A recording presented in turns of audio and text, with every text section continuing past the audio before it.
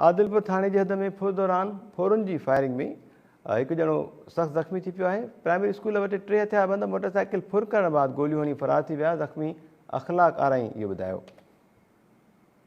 आदिलपुर थाने जे हद में इहो वाक़ियो पेश आयो। फुर दौरान फोरन जी फायरिंग में एक ॼणो मरणींग थी वियो।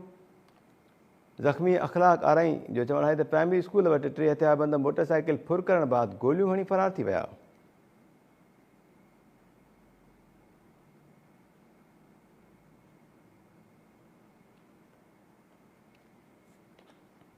आदिलपुर थाने जे हद में फुर दौरान फोरन जी फायरिंग में एक ॼणो सख़्तु ज़ख़्मी थी पियो। ज़ख़्मी अख़लाक आराई ॿुधायो त प्राइमरी स्कूल वटि 3 हथियारबंद मोटरसाइकिल फुर करण बाद गोलियूं हुयूं ऐं फरार थी विया।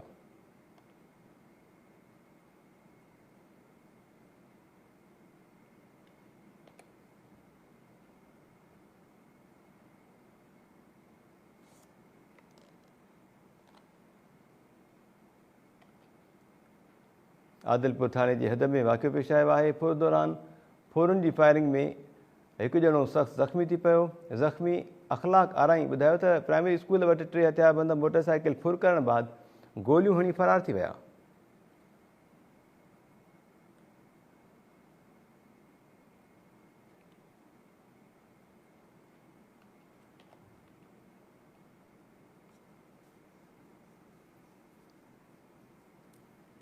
आदिलपुर थाने जे हद में फुर दौरान फोरन जी फायरिंग में एक ॼणो ज़ख़्मी थी पियो। अॻूणो वफ़ाक़ी